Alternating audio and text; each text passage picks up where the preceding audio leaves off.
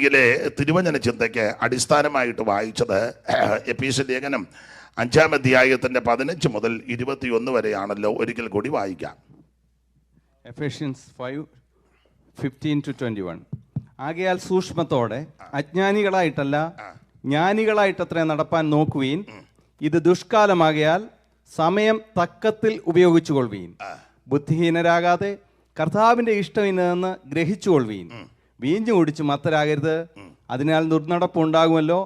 ആത്മാവ് നിറഞ്ഞവരായി സങ്കീർത്തനങ്ങളാലും സ്തുതികളാലും ആത്മീയ ഗീതങ്ങളാലും തമ്മിൽ സംസാരിച്ചും നിങ്ങളുടെ ഹൃദയത്തിൽ കർത്താവിന് പാടിയും കീർത്തനം ചെയ്തും നമ്മുടെ കർത്താവായ യേശുക്രിസ്തുവിൻ്റെ നാമത്തിൽ ദൈവവും പിതാവുമായവന് എല്ലായ്പ്പോഴും എല്ലാറ്റിനു വേണ്ടിയും സ്തോത്രം ചെയ്തുകൊള്ളുവീൻ. ക്രിസ്തുവിൻ്റെ ഭയത്തിൽ അന്യോന്യം കീഴ്പ്പെട്ടിരിപ്പീൻ. ആമേൻ. വളരെ പരിചിതമായ തിരുവെടുത്താണ് വായിച്ചത്. ദൈവവചനം നന്നായി പഠിപ്പിക്കുന്ന അറിവുള്ള പ്രിയപ്പെട്ടവരാണ് എന്നെ കേൾക്കുന്നതെന്ന് നല്ല ബോധ്യമുണ്ട്. വിശേഷിച്ച് ഞാൻ കൂടെ പേര് പറഞ്ഞ അദ്ദേഹത്തിന് ഇഷ്ടമല്ല, കുരുളേച്ചൻ പാസ്റ്റർ ഇരിക്കുന്നു പള്ളിച്ചാനത്തെ.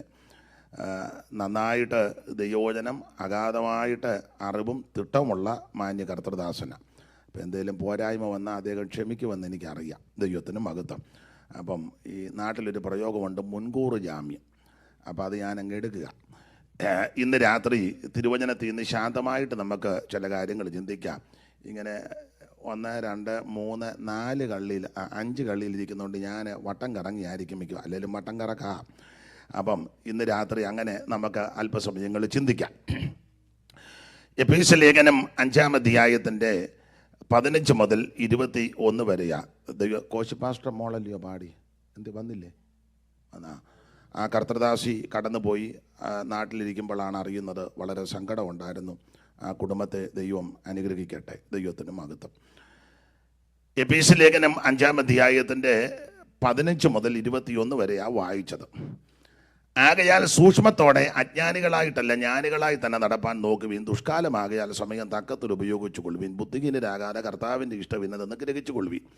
വീഞ്ഞു കുടിച്ച് മത്തരാകരുത്, അതിനാൽ ദുർനടപ്പുണ്ടാകുമല്ലോ. ആത്മാവ് നിറഞ്ഞവരായി സങ്കീർത്തനങ്ങളാലും സ്തുതികളാലും ആത്മീയ ഗീതങ്ങളാലും തമ്മിൽ സംസാരിച്ച് നിങ്ങളുടെ ഹൃദയത്തിൽ കർത്താവിന് പാടിയും കീർത്തനം ചെയ്തും ഇങ്ങനെ നമ്മുടെ കർത്താവാകുന്ന യേശുക്രിസ്തുവിൻ്റെ ദൈവവും പിതാവുമായവനെ എല്ലായ്പ്പോഴും വേണ്ടി സ്തോത്രം ചെയ്യുവിൻ. ക്രിസ്തുവിൻ്റെ ഭയത്തിൽ അന്യോന്യം കീഴ്പ്പെട്ടിരിപ്പീൻ. നമ്മുടെ കരവും ശബ്ദവും ഉയർത്തി ഒരിക്കൽ കൂടെ ദൈവത്തെ മഹത്വപ്പെടുത്താം. നിൻമുഖകാന്തികൾ മ്ലാനത നീക്കും, നിൻമുഖകാന്തികൾ മ്ലാനത നീക്കും, നിൻ മധുരാമൃത വചനം ഖിന്നതയാകവേ പോകും. നിൻ മധുരാമൃത വചനം ഖിന്നതയാകവേ പോകും.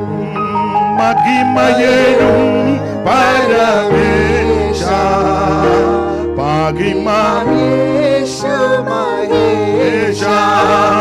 മഹിമയേഴും പരമേശ പാഹിമാമേശു മഹേശ. കാർമുകിൽ ഭീകരം ആയി വരും നേരം, കാർമുകിൽ ഭീകരം ആയി വരും നേരം, കാൺമത്തിൽ നായതിൽ തീരുമൻ ആയോ, കാൺമത്തിൽ ആയതിൽ തീരുമൻ ആയോ.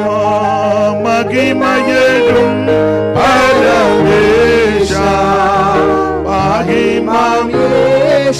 മഹേശ മഹിമയേഴും പരമേശ പാഹിമാമേശു മഹേശ. ക്രൂശിലെ രക്തമൽ ജീവനാധാരം, ക്രൂശിലെ രക്തമൽ ജീവനാധാരം, നാശലോകം വെടിഞ്ഞോട ആശയോ ആശയോടേശുവേ നേടാൻ നാശലോകം വെടിഞ്ഞോടാൻ ആശയോടേശുവേ നേടാൻ മഹിമയേഴും പരമേശ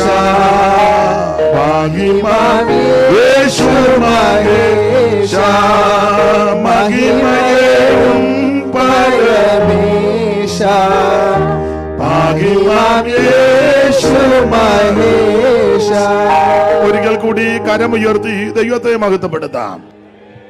നിങ്ങളുടെ വിലപ്പെട്ട പ്രാർത്ഥന വീണ്ടും അപേക്ഷിക്കുന്നു. തിരുവചനത്തിന്റെ അടിസ്ഥാനത്തിൽ ചില കാര്യങ്ങൾ ഇന്ന് രാത്രി നമുക്ക് ദൈവകൃപയിൽ ശരണപ്പെട്ട് ചിന്തിക്കുക. എഫേസ്യ ലേഖനം 5-ാം അധ്യായത്തിന്റെ 15 മുതൽ 21 വരെയുള്ള തിരുവെടുത്താണ് അല്പസമയത്തെ ചിന്തയ്ക്ക് അടിസ്ഥാനമായിട്ട് വായിച്ച തിരുവെടുത്തുകൾ. നമുക്കറിയാം, ലേഖനങ്ങളുടെ കൂട്ടത്തിൽ 21 ലേഖനങ്ങൾ, റോമാലേഖനം മുതൽ യൂദയുടെ ലേഖനം വരെ 21 ലേഖനങ്ങളിൽ വളരെ പ്രധാനപ്പെട്ട ലേഖനമാണല്ലോ എഫേസ്യ ലേഖനം. ഇതിന് മലയാളത്തിലൊക്കെ കൊടുത്തിരിക്കുന്ന പദപ്രയോഗം, വിശേഷണ പദപ്രയോഗം ലേഖനങ്ങളുടെ റാണിയാണെന്ന. അതിന് പല കാരണമുണ്ട്. ഒരു കാരണം, ധന്യനായ പൗലോസിന്റെ ആഴമേറിയ ഈടുറ്റ 2 പ്രാർത്ഥന ഈ ലേഖനത്തിലാണ്. 1-ാം അധ്യായത്തിന്റെ 15 മുതൽ 19 വരെയും 3-ാം അധ്യായത്തിന്റെ 14 മുതൽ 19 വരെയും പഠിക്കുമ്പോൾ പൗലോസ് ലീഗായുടെ ഈടുറ്റ ആഴമേറിയ ശ്രേഷ്ഠമേറിയ നാടൻ ഭാഷ, മലയാള ഭാഷ, നാടൻ ഭാഷ പറഞ്ഞ ഊറ്റൻ 2 പ്രാർത്ഥന എഫേസ്യ ലേഖനത്തിലാണ്. കർത്താവിന് മഹത്വം. ആ 1-ാം അധ്യായത്തിന്റെ 15 മുതൽ എന്ന് വായിച്ചു, എല്ലാ ഭാഗത്തേക്കും പോകുന്നില്ല, നമുക്ക് അറിവുള്ള വാക്യമാണ്. Ephesians chapter 1 verse 15 to 19. അത് നിമിത്തം ഞാനും നിങ്ങൾക്ക് കർത്താവായ യേശുവിലുള്ള നിങ്ങൾക്ക് കർത്താവാകുന്ന യേശുവിലുള്ള വിശ്വാസത്തെ സകല വിശുദ്ധന്മാരോടുള്ള സ്നേഹത്തെയും കുറിച്ച് കേട്ടിട്ട് നിങ്ങൾക്ക് വേണ്ടി ഇടപെടാതെ സ്തോത്രം ചെയ്തെന്റെ പ്രാർത്ഥന നിങ്ങളെ ഓർത്തും കൊണ്ട് നമ്മുടെ കർത്താവാകുന്ന യേശു ക്രിസ്തുവിന്റെ ദൈവവും മഹത്വമുള്ള പിതാവുമായവൻ തന്നെക്കുറിച്ചുള്ള പരിജ്ഞാനത്താൽ നിങ്ങൾക്ക് ജ്ഞാനത്തിന്റെയും വെളിപ്പാടിന്റെയും ആത്മാവിനെ തരേണ്ടതിന് നിങ്ങളുടെ ഹൃദയ തട്ടി പ്രകാശിപ്പിച്ചിട്ട് അവന്റെ വിളിയാനുള്ള ആശ ഇന്നതെന്നും വിശുദ്ധന്മാരിൽ അവന്റെ അവകാശത്തിന്റെ മഹിമാതനം ഇന്നതെന്നും അവന്റെ ബലത്തിന്റെ വല്ലഭത്വത്തിന്റെ വ്യാപാരത്താൽ വിശ്വസിക്കുന്ന നമുക്ക് വേണ്ടി വ്യാപരിക്കുന്ന അവന്റെ ശക്തിയുടെ അളവറ്റ വലിപ്പം നിങ്ങൾ ഇന്നതെന്നും അറിയേണ്ടതിന് പ്രാർത്ഥിക്കുന്നു. ഇപ്പം റജി ബ്രദർ ഓർക്കും വാക്യം വായിക്കാൻ ചോദിച്ചാൽ അയാൾ തന്നെ പറയാം, വാക്യം ഇനി അയാൾ തന്നെ പറയട്ടെ എന്നല്ല, സമയത്തെയും കൂടെ കണക്കിലെടുത്ത നാളെ കൂടുതൽ സമയം തരാം. അപ്പം ശ്രദ്ധിക്കുക, അല്ലേ, യോഗം കഴിയുമ്പോൾ ചെല്ല് പറയും എന്തിനാ അവിടെ പോയിരുന്ന, അയാൾ തന്നെ പറയുക നാളെ ഇരിക്കരുതെന്ന കുരുക്കുകാരൊത്തിരി ഉണ്ട്. അപ്പോൾ അതുകൊണ്ട് അതിന് നേരത്തെ ഞാനങ്ങ് പറഞ്ഞതേ ഉള്ളൂ. അപ്പം ശ്രദ്ധിക്കുക, ഈ ലേഖനം വളരെ ഈടുറ്റ ലേഖനമാണ്. ഇത് ലേഖനങ്ങളുടെ റാണിയാകാൻ പല കാര്യങ്ങളിൽ ഒരു കാരണം പൗലോസിൻ്റെ ആഴമേറിയ 2 പ്രാർത്ഥന ഈ ലേഖനത്തിലാണ്. നിങ്ങൾക്ക് നന്നായിട്ട് വചനം അറിയാം. ഈ പ്രാർത്ഥന നിങ്ങൾ ശ്രദ്ധിച്ചോ? നമ്മുടെ പ്രാർത്ഥനയും പൗലോസിൻ്റെ പ്രാർത്ഥനയായിട്ട് അജഗജാന്തരമാണ്. നമ്മൾ ഞാൻ എന്നെയും കൂടെ പ്രതിയാക്കി പറയാം. നമ്മൾ പ്രാർത്ഥിക്കുന്നതിൽ സിംഹഭാഗവും കൂടുതൽ ഭാഗവും ഭൗതികത്തെ ഊന്നൽ കൊടുത്തിയായി പ്രാർത്ഥിക്കുന്നത്. ഇവിടെ വന്നിരിക്കുന്നവരെല്ലാവരും അങ്ങനെ തന്നെ, ഞാൻ സഹിതം എല്ലാവരെയും പ്രതിക്കൂട്ടിൽ 1-ാം പ്രതി ഞാനാണ്, പൗലോസ് പറഞ്ഞ പോലെ. നമ്മൾ കൂടുതലും പ്രാർത്ഥിക്കുന്നത് ഭൗതികമായ, മെറ്റീരിയലായ, ലൗകികമായ, ദൃശ്യമായ വിഷയങ്ങൾക്കാണ് കൂടുതൽ ആക്കം കൊടുക്കുന്നത്. എന്നാൽ ഈ ലേഖനത്തിൽ ഈ വാക്യങ്ങൾ ശ്രദ്ധിച്ച് ഭൗതികമായ ഒരു വിഷയത്തിനും അവിടെ ഊന്നൽ കൊടുക്കുന്നില്ല. മുഴുവൻ ആത്മീക വിഷയങ്ങൾ, അകത്തെ മനുഷ്യനെ സംബന്ധിച്ച്, ഉള്ളിലെ ആത്മാവ് സംബന്ധിച്ച്, ആത്മീക വിഷയങ്ങളെ സംബന്ധിച്ചാണ് പ്രാർത്ഥിക്കുന്നത്. ഒരു കാര്യം അറിവുള്ളതാണെങ്കിൽ ഓർപ്പിക്കാം, ദൈവത്തിന് മഹത്വം. നാം ഭൗതിക വിഷയങ്ങൾക്ക് കൂടുതൽ ഊന്നൽ കൊടുത്ത് പ്രാർത്ഥിച്ചാൽ ആത്മീകത്തിന് ക്ഷീണവും വരും, പല ഭൗതിക കാര്യവും നടന്നും വരികയില്ല. എന്നാൽ ആത്മീക വിഷയങ്ങൾക്ക് പ്രാധാന്യം കൊടുത്ത് പ്രാർത്ഥനയിലും ജീവിതത്തിലും മുൻതൂക്കം കൊടുത്താൽ അവൻ അകത്തെ മനുഷ്യൻ ബലപ്പെടുകയും ചെയ്യും. നിന്റെ ഭൗതിക ആവശ്യങ്ങളൊക്കെ നടത്തി തരാൻ ദൈവം വിശ്വസ്തനുമാണ്. പത്രോസിന്റെ ഭാഷയിലൊക്കെ പറഞ്ഞാൽ ജീവനും ഭക്തിക്കും വേണ്ടിയതല്ല. അതെ, അപ്പം ഇത് വളരെ ആഴമേറിയ ലേഖനം. എല്ലാ ഭാഗത്തേക്കും പോകുന്നില്ല, സമയത്തെയും കൂടെ ഭയപ്പെടുന്നത് കൊണ്ടാണ്. 6 അധ്യായമുണ്ട്. 1-ാം അധ്യായത്തിൽ ദൈവം നമ്മെ തെരഞ്ഞെടുത്ത വിഷയമാണ്. 2-ാം അധ്യായത്തിൽ തെരഞ്ഞെടുത്തവരെ കൈവിട്ടില്ല, സ്വർഗത്തിൽ കൊണ്ടുവന്ന് ഇരുത്തി. 3-ാം അധ്യായത്തിൽ അപ്രമേയ ധനം, പൊന്നച്ചമ്പാസ് ഒരു സൂചന തന്നല്ലോ, അപ്രമേയ ധനം. 4-ാം അധ്യായത്തിൽ ദൈവസഭയുടെ 5 തരത്തിലെ ശുശ്രൂഷക വൃന്ദങ്ങൾ. 5-ാം അധ്യായത്തിലെ പല വിഷയത്തിൽ പ്രധാനപ്പെട്ടൊരു വിഷയം വായിച്ച കണ്ണികയിൽ ആത്മനിറവ് എന്നുള്ള വിഷയമാണ്. 6-ാം അധ്യായത്തിൽ ആത്മീക പോരാട്ടം. ഇങ്ങനെ 6 അധ്യായത്തിൽ പ്രധാനമായിട്ട് 6 വിഷയങ്ങൾ നമ്മൾ ചിന്തിക്കുന്നുണ്ട്. 6 വിഷയമല്ല, 60 വിഷയവുമല്ല. തന്നെയല്ല, നമ്മൾ പെന്തിക്കോസുകാർ വിഷയം ഇല്ലെങ്കിലും വിഷയം ഉണ്ടാക്കാനും മിടുക്കര. നമ്മളിരിക്കുന്ന വിഷയം പോലെ വേറെ ആരുടെയും വിഷയങ്ങളുമില്ല. എന്തെല്ലാം വിഷയമായിട്ടാണ് വന്ന് കുത്തിയിരിക്കുന്ന നോട്ടോ ഇരിപ്പും കാണുമ്പോൾ അറിയാം. അപ്പോൾ അതുകൊണ്ട് നിങ്ങൾ വിഷയം നിങ്ങളുടെ കയ്യിൽ ഇഷ്ടം പോലെ ഉണ്ടെന്ന് എനിക്കറിയാം. അതുകൊണ്ട് ആ ഭാഗത്തേക്ക് പോകുന്നില്ല. ഞാൻ എടുത്ത വിഷയത്തോട് ബന്ധപ്പെട്ട്. അപ്പം എന്തായാലും 1-ാം അധ്യായത്തിൽ സർവജ്ഞനായ ദൈവം എന്നെയും നിങ്ങളെയും തിരഞ്ഞെടുത്തു. നാം ദൈവത്തെ തിരഞ്ഞെടുത്തതല്ല, ദൈവം നമ്മെ തിരഞ്ഞെടുത്തതാണ്. ഈ ചിലരുടെ ഇരിപ്പും ഭാവവും നോട്ടവും കണ്ടാൽ അവർ ദൈവത്തെ തിരഞ്ഞെടുത്ത് ഇതിനകത്ത് കയറിയിരിക്കുന്നത് പോലെ. ഞാൻ ദൈവത്തെ തിരഞ്ഞെടുത്തു, ഞാനില്ലായിരുന്നെങ്കിൽ ദൈവം കുഴഞ്ഞാനും. ആ മുഖവും ഞാനൊന്നും പറയുന്നില്ല. ആ ഇരിപ്പും ഭാവവും കണ്ടാൽ ഞാനാണ് ദൈവത്തെ തിരഞ്ഞെടുത്തത്, ഞാൻ പുള്ളിയെ തിരഞ്ഞെടുത്തില്ലായിരുന്നെ പുള്ളി താഴെ വീഴണം, ഞാൻ കാരണം ആ പുള്ളി ഇപ്പോഴും നിൽക്കുന്നത്. പല്ലി ഇരിക്കുമ്പോൾ ഇരിക്കുക നമ്മൾ യോഗത്തിന്. ഞാനുള്ളത് കൊണ്ട് ആ ബിൽഡിങ് മസിൽ പിടിക്കാതെ ഫ്രീ ആയിട്ടിരുന്ന് സ്തോത്രമൊക്കെ പറഞ്ഞ് ദൈവത്തെ സ്തോത്രം പറഞ്ഞില്ലെങ്കിലും ഫ്രീ ആയിട്ടിരിക്കും. അപ്പൊ ചുരുക്കി പറഞ്ഞാൽ ദൈവം നമ്മെ തിരഞ്ഞെടുത്തു. ഈ തിരഞ്ഞെടുത്തൽ എന്തിനാ? ഫലം കായ്ക്കാൻ. കർത്താവ് വളരെ സ്പഷ്ടമായിട്ട് പറഞ്ഞു, നിങ്ങൾ എന്നെ തിരഞ്ഞെടുത്തതല്ല, ഞാൻ നിങ്ങളെ തിരഞ്ഞെടുത്തതാ. അത് യോഗ്യതയുള്ളത് കൊണ്ടല്ല, ഒരു യോഗ്യത ഇല്ലാഞ്ഞത് കൊണ്ടാണ്. സ്തോത്രം. ആർക്കേലും അങ്ങനെ ചിന്തയുണ്ടോ? എനിക്ക് യോഗ്യതയുള്ളത് കൊണ്ടാണ് എൻ്റെ ദൈവം എന്നെ തിരഞ്ഞെടുത്തത്. അല്ല, ഒരു യോഗ്യത ഇല്ലാഞ്ഞത് കൊണ്ടാണ്. കാട്ടൊലിവായിരുന്നു, കാട്ടൊലിവിനെ ആ നല്ല ഒലിവിനോട് ഒട്ടിച്ചത്. അതാ ദൈവത്തിൻ്റെ സ്നേഹം. നമ്മൾ നല്ലതിനോട് ഒട്ടിക്കാനാണ് നോക്കുന്നത്. പണ്ട് നാട്ടിലെ ഒരു പദ്യഭാഗം പഠിച്ചു, നളചരിതത്തിൽ ഉണ്ണായി വാര്യർ എഴുതിയതാണ്. നല്ലതിനോട് ചേരണമെന്ന്. വിഷ്ണുരമയ്ക്കുന്ന ശക്കി ശശാങ്കൻ ഉമയ്ക്ക് ഖരൻ നളൻ ഓർക്കൽ നിനക്കും. നല്ലതിനോട് ചേരണം. അപ്പം ഞാനും നിങ്ങളുമെല്ലാം, അല്ലെ ലോകം നല്ലതിനോട് ഒട്ടിക്കാൻ നോക്കുമ്പോൾ സർവജ്ഞനായ ദൈവം നല്ലതല്ലാഞ്ഞ, ബലഹീനമായ, ഹീനമായ, കൊള്ളുകയലാഞ്ഞ, യാതൊരു ഗുണഗണങ്ങളും ഇല്ലാത്തതിനെ എടുത്താ ഒട്ടിച്ചത്. അപ്പം നമ്മുടെ യോഗ്യത നോക്കിയല്ല, യോഗ്യത ഇല്ലാഞ്ഞത് കൊണ്ട് ദൈവം നമ്മെ തിരഞ്ഞെടുത്തു. എപ്പോഴാ തിരഞ്ഞെടുത്തത് കൃത്യമായിട്ട് പറയാനൊക്കത്തില്ല. അവിടെ ഒരു പദം ലോകസ്ഥാപനത്തിന് മുൻപ്. എന്നാൽ യെശയ്യാ പ്രവചനമൊക്കെ പഠിക്കുമ്പോൾ യുഗാരംഭങ്ങൾക്ക് മുൻപ്.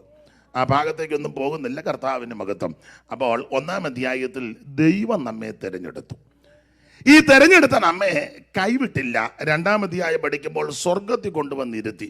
2:7 വായിച്ചു. അത് വായിച്ചു, ഏതായാലും വായിക്കാനും കൂടെ ആണല്ലോ. Ephesians chapter 2:7. ക്രിസ്തു യേശുവിൽ അവനോടുകൂടെ ഉയർത്തെഴുന്നേൽപ്പിച്ച് സ്വർഗത്തിൽ ഇരുത്തുകയും ചെയ്തു. സ്വർഗത്തിൽ ഇരുത്തി. അപ്പോൾ ഞാനും നിങ്ങളും ഇരിക്കുന്നത് സ്വർഗത്തിലാണ്. നമ്മുടെ ഇരിപ്പും ഭാവം കണ്ട് അറിയത്തില്ല, പെടുകുടിക്കകത്ത് വന്നിരിക്കും പോലെ. എന്നാലും തിരുവചനം പഠിപ്പിക്കുന്നത് സ്വർഗത്തിൽ ഇരുത്തി എന്ന് പറഞ്ഞാൽ നമ്മുടെ ഹൃദയങ്ങളിൽ സ്വർഗീയ സന്തോഷം നൽകി. യേശു ഉള്ളത്തിൽ വന്നു.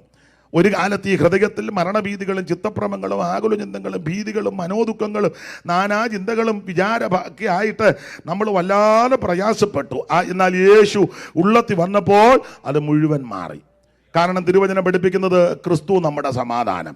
ആ സമാധാനദായകനാകുന്ന യേശു ഉള്ളത്തിലേക്ക് വന്നപ്പോൾ സകല മനോഭീതികളും ചിത്തഭ്രമങ്ങളും ആകുല ചിന്തകളും മാറ്റി നമ്മുടെ ഹൃദയം സന്തോഷം കൊണ്ട് ഇപ്പോൾ നിറഞ്ഞു. സന്തോഷപൂരിതമാണ് നമ്മുടെ ഹൃദയം. യേശു ഉള്ളത്തിൽ വന്നു.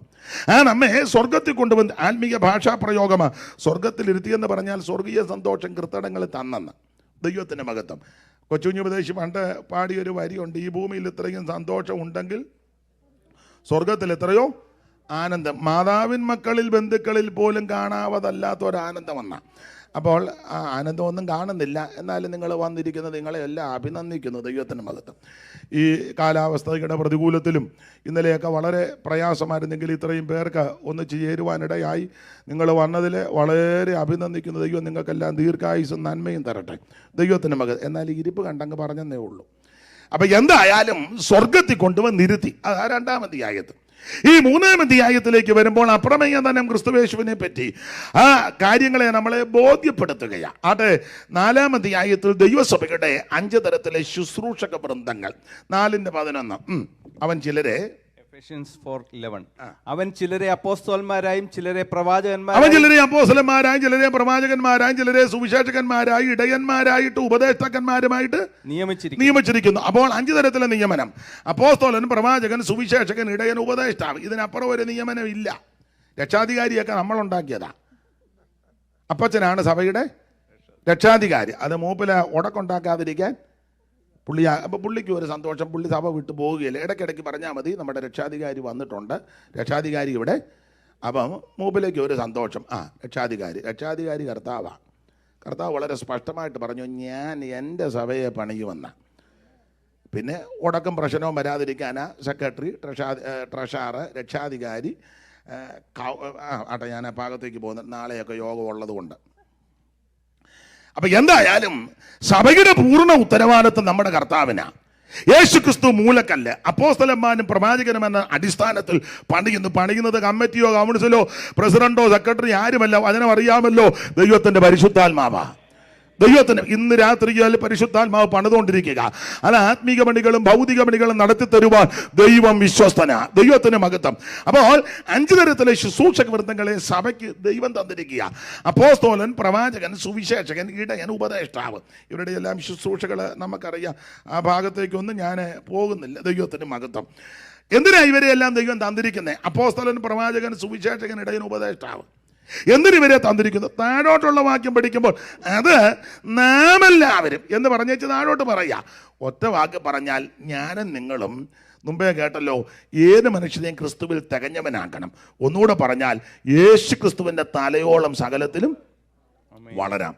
അതിനായി 5 തരത്തിലെ ശുശ്രൂഷകന്മാരെ തന്നത്. പക്ഷേ ഇന്ന് അപ്പോസ്തലനും പ്രവാചകനും അവർ നന്നായിട്ട് വളരുന്നുണ്ട്. സഭയ്ക്ക് വലിയ വളർച്ച ഇല്ല. അവർ നല്ലതുപോലെ വളരുന്നുണ്ട്. പ്രവാചകന്മാരൊക്കെ നല്ലതുപോലെ വളരുന്നുണ്ട്. ഞാൻ ആ ഭാഗത്തേക്ക് പോകുന്നില്ല, വെറുതെ എന്തിനാ ആലോക്യം ഉണ്ടാക്കുന്നത്. അപ്പോൾ അവർ വളരുകയല്ല, സഭ നന്നായിട്ട് വളരണം. ദൈവത്തിൻ്റെ മഹത്വം. പണ്ട് മല്ലപ്പള്ളി പീലിക്കുഞ്ഞ് ചോദിച്ചതുപോലെ ദൈവാത്മാവിനുണ്ടോ അളിയൻ? അപ്പം അത് ഞാൻ ആ ഭാഗത്തേക്ക് പോകുന്നില്ല. പോട്ടെ, ഒക്കുന്നെങ്കിൽ പിന്നെ എങ്ങാനും ഓർപ്പിക്കാം. അപ്പോൾ ഇവര് നന്നായിട്ട് വളരുക, സഭ വളരുന്നില്ല. എന്നാൽ ഈ 5 തരത്തിലെ ശുശ്രൂഷകന്മാരെ സഭയ്ക്ക് ദൈവം തന്നത്, ദൈവസഭ ആത്മീകമായി വളരണം, യേശു ക്രിസ്തുവിൻ്റെ തലയോളം സകലത്തിനും വളരണം. അതിനാ 5 തരത്തിലെ ശുശ്രൂഷകരെ ദൈവസഭയ്ക്ക് തന്നിരിക്കുന്നത്. 5-ാം അധ്യായത്തിലെ വിഷയത്തിൽ പ്രധാനപ്പെട്ട വിഷയം നമ്മൾ വായിച്ച കണ്ണികയ്ക്കകത്തുണ്ട്. അതിലെ പെന്തിക്കോസിന്റെ പ്രധാനപ്പെട്ട ഒരു ഉപദേശമാണ് ആത്മനിറവ്. അവിടെ ഒരു പദമുണ്ട്, ആത്മാവ് നിറഞ്ഞവരായി. അങ്ങനെ ആ പദം ഒന്ന് വായിച്ചേ. വീഞ്ഞു കുടിച്ച് മത്തരാകരുത്, അതിനാൽ ദുർനടപ്പുണ്ടാകുമല്ലോ. ആത്മാവ് നിറഞ്ഞവരായി. അതൊരു പ്രത്യേക പദമാണ്, ഉപദേശമാണ്. ആത്മനിറവ്, ആത്മാവ് നിറഞ്ഞവരായി. എന്തുവാ ഈ ആത്മനിറവ്? ഇപ്പോഴും തർക്കമൊക്കെ നടക്കുന്നത് ആ വിഷയമാണ്. അത് വിശദീകരിക്കുന്നില്ല. അതൊക്കെ നന്നായിട്ട് പറയാൻ കഴിവുള്ളവരുണ്ട്. ആത്മനിറവ് എന്തുവാ ഈ ആത്മനിറവ്? നമ്മളെ ചിലർ ഈ പെന്തിക്കോസുകാർ ചിലർ ധരിച്ചു വെച്ചേക്കുന്നത് ആത്മനിറവെന്ന് പറഞ്ഞാൽ മറുഭാഷ പറയുന്നതാണ്. എല്ലാവരുടെയും കാര്യമല്ല. ചിലര് ആത്മനിറവ് നമ്മൾ പറയാം, പുള്ളിക്ക് നല്ല ആത്മനിറവാ, ഉപദേശിക്ക് നല്ല അമ്മാമിക്ക് നല്ല ആത്മനിറവാ, അച്ചായൻ നല്ല ആത്മനിറവ്, പാസ്റ്റർ നല്ല ആത്മനിറവാ. എന്തുവാ ഈ ആത്മനിറവ്? നമ്മൾ ധരിച്ചു വെച്ചിരിക്കുന്നത് പടുപടുപടുപടുപോന്ന് അന്യഭാഷ പറയുന്നത് ആത്മനിറവാണ്. എതിർക്കുന്നില്ല, പക്ഷേ അന്യഭാഷയല്ല ആത്മനിറവ്. ചിലരെ ധരിച്ചു വെച്ചിരിക്കുന്ന യോഗത്തിന് വന്ന് പുറകിൽ പമ്മിയിരിക്കുക, യോഗം തീരുമ്പോൾ തുള്ളി തുള്ളി മുന്നി വരിക, അതാണ് ആത്മനിറവ്. എന്നാൽ ചിലർ ധരിച്ചു വെച്ചേക്കുന്നത് അതുമല്ല ആത്മനിറവ്. ചിലര് ധരിച്ചു വെച്ചിരിക്കുന്ന ആത്മനിറവ് യോഗത്തിന് വന്ന് അനങ്ങാതിരിക്കുക, ഇടയ്ക്ക് ഗ്ലോറി എന്ന് പറഞ്ഞൊന്ന് ഞെട്ടുക. അതിന് എൻ്റെ ഭാഷ പറഞ്ഞ ആത്മനിറവല്ല, വെട്ടുപാത വന്ന. നാട്ടിലങ്ങനെ ഉണ്ട്, കന്നാലിക്കൊക്കെ ഇങ്ങനെ ഞെട്ടും. അപ്പം ഇതല്ല ആത്മനിറവ്. വേറെ ചിലര് ആത്മനിറവെന്ന് ധരിച്ചു വച്ചിരിക്കുന്നത് നേരാതിരിക്കുന്നത് അങ്കമ്മയെ തള്ളി താഴെ ഇടുക. ഒച്ചമ്മയുടെ കാര്യമല്ല ഞാൻ പറഞ്ഞ്, വേറെ കേസുണ്ട്. കാരണം ആ വീട്ടിലോട്ടാണ് ഞാൻ വൈകിട്ട് പോകേണ്ടത്. അപ്പം ചുമ്മാ നിൽക്കുന്ന ആൾക്കാരെ തള്ളി തെറയിലിടുന്നതല്ല ആത്മനിറവ്. ഛർദ്ദിപ്പിക്കുന്നതും കുരയ്ക്കുന്നതും ബഹളം ഉണ്ടാക്കുന്നതും ഒന്നുമല്ല ആത്മനിറവ്. ഓടി നടക്കുന്നത്, നാളെ ഒരാൾ പറഞ്ഞാണ്ട് വരുന്നു പിടിച്ചോളാൻ, അപ്പോൾ അവനെ പുറകോട്ട് വീണു, മറ്റവൻ താഴെയും വീണു. ഞാനെന്തോ നിങ്ങളെ പഠിപ്പിക്കാനാ? അപ്പം ഇതല്ല ആത്മനിറവ്. പിന്നെ എന്തുവാ ഈ ആത്മനിറവ്? ഓളിയം കൂട്ടുന്നതല്ല ആത്മനിറവ്.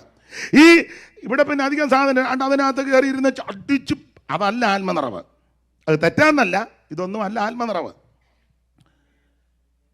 ചൊല്ലി പറയാറുണ്ട്, സ്തോത്രം, സാന്നിധ്യം വന്നിട്ട് എനിക്ക് ഒന്നും മിണ്ടാൻ മേലെന്ന്.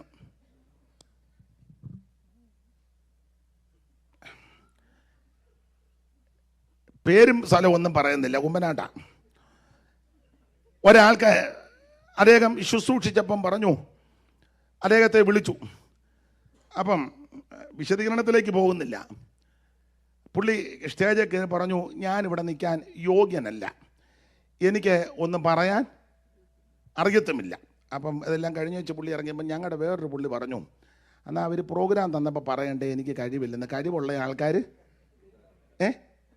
കഴിവുള്ള ധാരാളം ആൾക്കാർ ഉണ്ടല്ലോ. അപ്പോൾ അവർ വിളിച്ചപ്പം പറയണ്ടേ എനിക്ക് കഴിവില്ല, കഴിവുള്ള ഒരാളെ അന്നേരം നീ അപ്പം മറ്റുള്ളവരുടെ സമയം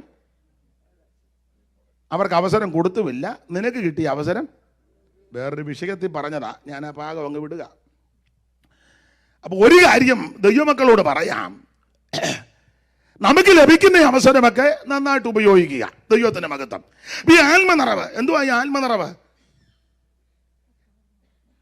ഉദാഹരണം, എന്നേക്കാൾ പ്രായമുള്ളവരായി ഇവിടെ ഇരിക്കുന്നതിൽ സിംഹഭാഗം ആൾക്കാരും എൻ്റെ പിതാവാകാൻ പ്രായമുള്ളവരും ഇതിനകത്തുണ്ട്. ഉറക്കം വന്നാൽ എന്ത്?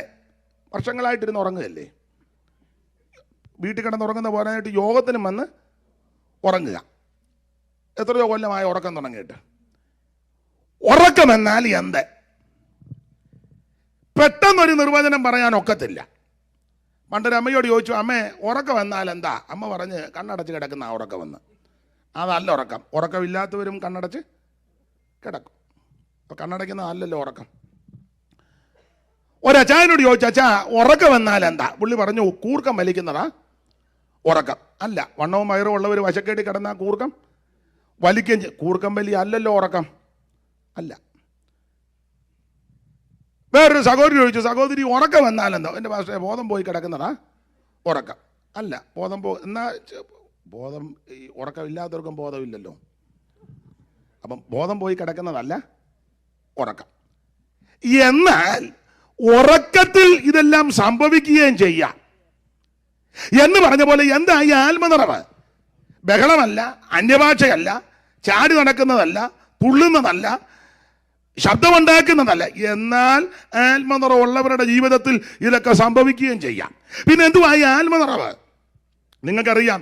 അത് മനസ്സിലാക്കണമെങ്കിൽ വേദപുസ്തകത്തിൽ ഒന്നൊരു പ്രയോഗമുണ്ട്, നിറയുവീൻ, നിറകണം, നിറവീൻ, നിറവ്, നിറയുക, ഇങ്ങനെയുള്ള പ്രയോഗമുണ്ട്. നമ്മളെ വേദപുസ്തകത്തിൽ ഒന്ന് രണ്ട് പദങ്ങളൊക്കെ നിങ്ങൾക്കറിയാം. അവര് ഭ്രാന്ത് നിറഞ്ഞവരായി, ഒരു പ്രയോഗമുണ്ട്, ഭ്രാന്ത് നിറഞ്ഞവരായി. വേറൊരു ഭാഗത്ത് ഭയം നിറഞ്ഞവരായി, വേറൊരു ഭാഗത്ത് അസൂയ നിറഞ്ഞവരായി. ഇവിടെ വായിക്കുന്നു ആത്മാവ് നിറഞ്ഞവരായി. അപ്പോൾ ഭയം നിറയുക, ഭ്രാന്ത് നിറയുക, അസൂയ നിറയുക, ആത്മാവ് നിറയുക. അപ്പൊ ഇത് മനസ്സിലാകാൻ ഒന്ന് രണ്ട് പ്രയോഗം. ഒരു വ്യക്തിയിലെ ഈ കോപം നിറഞ്ഞവരായി, അങ്ങനെയുണ്ട്, കോപം നിറഞ്ഞവരായി. ഞാൻ എപ്പോഴും പറയും, ഭാര്യയും ഭർത്താവും ഒരു അഭിപ്രായ വ്യത്യാസം ഉണ്ടായി ബെഡ്റൂമിൽ വെച്ച്, വെളുപ്പിനെ അഭിപ്രായ വ്യത്യാസം. അദ്ദേഹം അല്പം ശുണ്ടിയുള്ള ആളാണ്. അന്നേരം അദ്ദേഹം ഷൗട്ട് ചെയ്ത് മിണ്ടിപ്പോരെന്ന് പറഞ്ഞു ബോഡിന്ന്. ഇവിടെ അങ്ങനെ പറയാൻ ഒക്കത്തില്ല, പറഞ്ഞവരൊക്കെ കുഴയുകയും ചെയ്തിട്ടുണ്ട്. നാട്ടിലെ രീതി വെച്ചാൽ പല കാര്യവും പറയുന്നത്, ഇവിടുത്തെ രീതി വെച്ച് എന്നെ പൂട്ടരുത്. അപ്പോൾ പുള്ളി ശാസിച്ചു. അപ്പോൾ അല്പം കഴിഞ്ഞപ്പം കുടുംബജീവിതമല്ലേ, പുള്ളിക്കാരി ഒരു കട്ടൻ ഇട്ടുകൊണ്ട് കൊടുത്ത്, അച്ഛാ കട്ടൻ, കട്ടൻ കുട്ടൻ പൊക്കോണം ഞാൻ. പുള്ളി എൻ്റെ ഭാഷയാ. രാവിലെ 5:30 ആയപ്പോൾ കോപം നിറഞ്ഞതാ, അത് പോയിട്ടില്ല. 6:15 കട്ടൻ കൊണ്ടുവന്നപ്പോൾ ആ പുള്ളി പറഞ്ഞു കട്ടൻ കുട്ടൻ. അപ്പോൾ പുള്ളിക്കാരി പെട്ടെന്ന് അങ്ങ് മാറി. 8 മണിയായപ്പം ബ്രേക്ക്ഫാസ്റ്റ് ഒരുക്കി വെച്ചു. നാടൻ രീതിയാണ് ഞാൻ പറഞ്ഞത്, അപ്പവും മുട്ടയും. പുള്ളിക്ക് ഇഷ്ടമുള്ളതാണ്.